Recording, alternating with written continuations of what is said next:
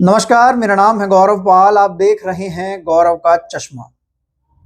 उत्तर प्रदेश का एक नेता कई दिन से ठिकाने तलाश रहा है, मीडिया चैनलों पर इंटरव्यू दे रहा है, हर पार्टी के दर पर फटक रहा है, यहां तक कि पुराने ठिकाने पर भी जाने के लिए सोर्स सिफारिश लगाने की कोशिश कर चुका है, लेकिन बेचारा कहीं का नहीं रहा, दर बदर भटक रहा है।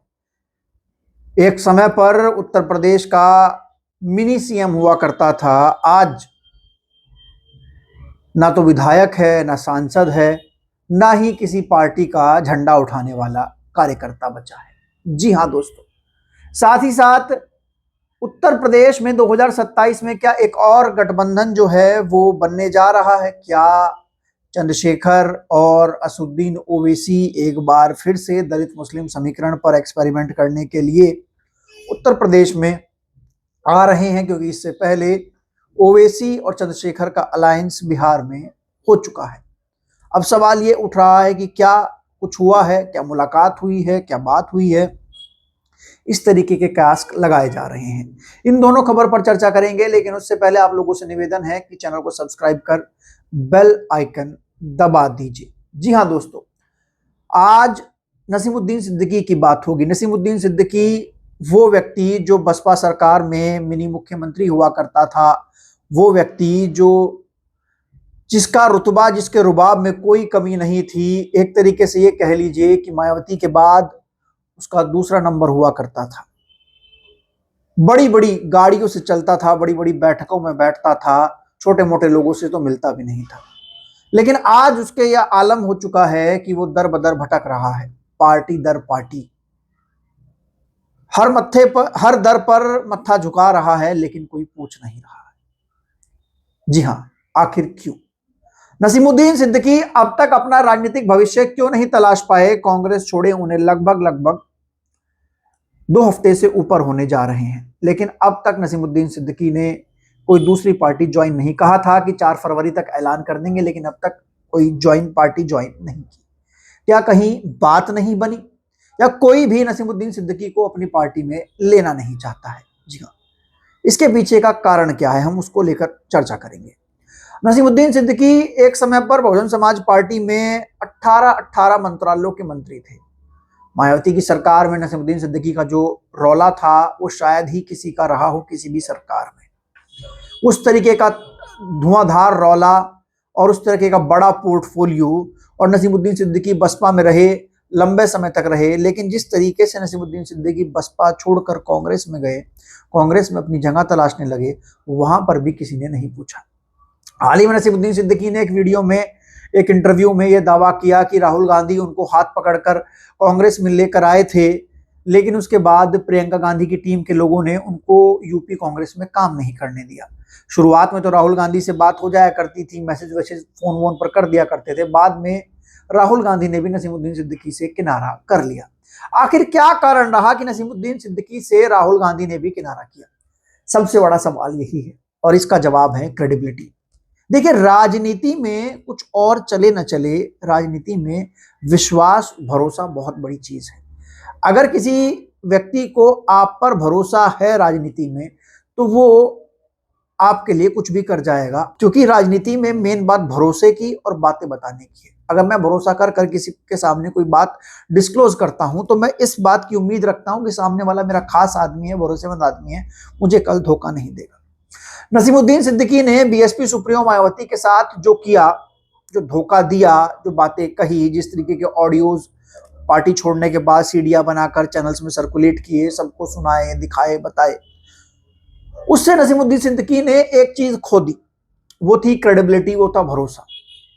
जब मायावती, जिसने नसीमुद्दीन सिद्दीकी को 18 मंत्रालय दिए, नसीमुद्दीन सिद्दीकी ने मायावती का भरोसा तोड़ दिया, मायावती के साथ विश्वासघात किया, तो ऐसे में कांग्रेस के राहुल गांधी या फिर समाजवादी पार्टी के अखिलेश यादव या फिर कोई और अन्य नेता, उनके साथ नसीमुद्दीन सिद्दीकी लॉयल कैसे हो सकते हैं? राजनीति में जो आदमी भरोसा तोड़ता है या जिस पर भरोसा तोड़ने के आरोप लगते हैं, वो कभी किसी का भरोसेमंद नहीं होता, ना बन पाता। भले ही नसीमुद्दीन सिद्दीकी ने बसपा के साथ विश्वासघात करके समाजवादी को फायदा पहुंचाया हो या कांग्रेस को फायदा पहुंचाया हो, कांग्रेस और समाजवादी के लोग भी नसीमुद्दीन सिद्दीकी को कभी अपना भरोसेमंद नहीं बना पाएंगे। कोई फोन पर बात नहीं करेगा, सब हर कोई फोन पर बात करने से कतराएंगे। राहुल गांधी शुरुआत में बात करते थे, फिर उन्होंने बात करना बंद कर दिया। जाहिर सी बात है कि भरोसे वाली बात है भाई। उनको भी लगता है ना कि जो उस नेता का अपना नहीं हुआ, जिसने इतना कुछ दिया, वो हमारा कैसे अपना हो जाएगा। जाहिर सी बात है। तो ऐसे में कहीं ना कहीं नसीमुद्दीन सिद्दीकी का किसी भी पार्टी में ना जाना, किसी भी नेता का उनसे बात ना करना, या फिर वो मेनली ट्रस्ट इश्यूज हैं, ट्रस्ट कंसर्न है, नसीमुद्दीन के ऊपर किसी को भरोसा नहीं है। इसके अलावा हम बात करते हैं उत्तर प्रदेश में एक और सियासी समीकरण की, चंद्रशेखर और असदुद्दीन ओवैसी। इन दिनों एक चर्चा है सियासत में कि क्या ओवैसी और चंद्रशेखर साथ आ सकते हैं। हालांकि चर्चा तो ओवैसी और बसपा की भी हो रही है, लेकिन मेरा मानना यह है कि ओवैसी और बसपा का जो अलायंस है उसको मैं बनते हुए नहीं देखता। हाँ, चंद्रशेखर के साथ में ओवैसी का अलायंस बनते हुए इसलिए देख रहा हूं क्योंकि चंद्रशेखर और ओवैसी इससे पहले भी अलायंस कर चुके हैं। हाल ही में बताया जा रहा है कि ओवैसी और चंद्रशेखर के बीच मुलाकात हुई है, बैठक हुई है 2027 के अलायंस को लेकर। ओवैसी बिहार महाराष्ट्र के बाद उत्तर प्रदेश में एंटर करने जा रहे हैं, और जाहिर सी बात है जिस तरीके से बिहार के मुस्लिम बहुल क्षेत्रों में, महाराष्ट्र के मुस्लिम बहुल क्षेत्रों में असदुद्दीन ओवैसी की पार्टी का जो शानदार प्रदर्शन रहा, उसके बाद ओवैसी का जो एक तरीके से मोराल जो है वो बहुत ज्यादा हाई है, और वो लगातार उत्तर प्रदेश में उनकी पार्टी के लोग जो है, अभी हाल ही में शौकत अली जो उनकी पार्टी के प्रदेश अध्यक्ष, उनका एक बयान खूब वायरल हो रहा है, बच्चों वाला जो बयान है कि हम दो हमारे 2 दर्जन बच्चे पैदा करने वाला बयान उन्हें कुछ दिया है। तो जाहिर सी बात है कि एआईएम जो है वो उत्तर प्रदेश में ग्राउंड पर काम कर रही है। लेकिन बड़ा सवाल यह है कि क्या चंद्रशेखर के साथ ओवैसी का गठबंधन कामयाब हो सकता है। देखिए, चंद्रशेखर इस समय उत्तर प्रदेश में अपने संगठन पर काम कर रहे हैं, और चंद्रशेखर के लिए सबसे बड़ी कमी यह है कि उनके पास संगठन नहीं है। चंद्रशेखर मीडिया में तो, खबरों में तो बने रहते हैं, अपना बयान देकर, भाषण देकर, कुछ भी देकर, लेकिन वो प्रासंगिक नहीं हो पाते हैं, ग्राउंड पर मजबूत नहीं हो पाते, क्योंकि उनके पार्टी के पास संगठन नहीं। हालांकि चंद्रशेखर काफी कोशिश कर रहे हैं, उसी तरीके से असदुद्दीन ओवैसी की पार्टी भी संगठन बनाने की काफी कोशिश कर रही है। खासकर एआईएम एमआईएम है तो मुस्लिम लोग उसमें ज्यादा संगठन में रहेंगे। ऐसे में समाजवादी पार्टी मुसलमानों का वोट लेती है, बसपा जो है वो मुसलमानों में नई नई अभी सेंध लगा रही है उत्तर प्रदेश में।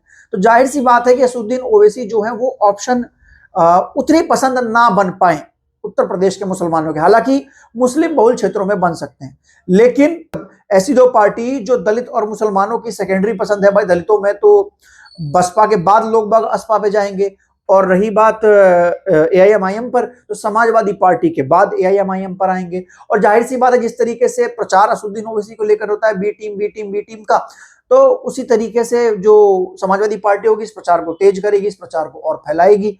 और बड़ा सवाल यह है कि क्या मुस्लिम वोटर असदुद्दीन ओवैसी को वोट करेगा जब समाजवादी पार्टी असदुद्दीन ओवैसी के खिलाफ बी टीम का प्रचार करेगी। हालांकि जहां जहां बी टीम का प्रचार हुआ वहां पर कुछ क्षेत्रों में, पूरे प्रदेश में नहीं, कुछ क्षेत्रों में 4 से 5 सीटों पर असदुद्दीन ओवैसी की पार्टी ने बिहार में और महाराष्ट्र में कमाल किया है। ऐसे में उत्तर प्रदेश में अगर ओवैसी और चंद्रशेखर साथ आ जाते हैं तो क्या करेंगे। मान लीजिए, मैं मानता हूं कि 2% के आसपास वोट चंद्रशेखर लेंगे और इतना ही 2-3% के आसपास वोट जो होगा वो ओवैसी लेंगे।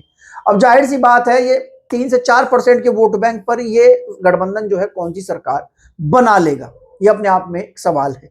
और ये गठबंधन कितना कामयाब होता है, कितना नहीं होता है, वो देखने वाला है, क्योंकि जिस तरीके से बीएसपी वापस कर रही है, बीएसपी बाउंस बैक कर रही है, ऐसे में चंद्रशेखर के चांसेस जो हैं वो और कम हो जाते हैं। बताया जा रहा है कि हाल ही में आकाश आनंद जो है बहुजन समाज पार्टी के जो राष्ट्रीय संयोजक हैं वो ग्राउंड पर उतरने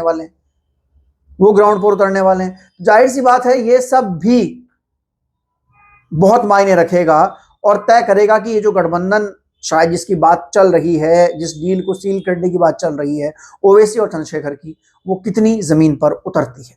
आपका इस विश्लेषण पर क्या कहना है, आपकी इस विश्लेषण पर क्या राय है, आप लोग कमेंट सेक्शन में लिखकर बता सकते हैं। तब तक के लिए चलते हैं, धन्यवाद, नमस्कार।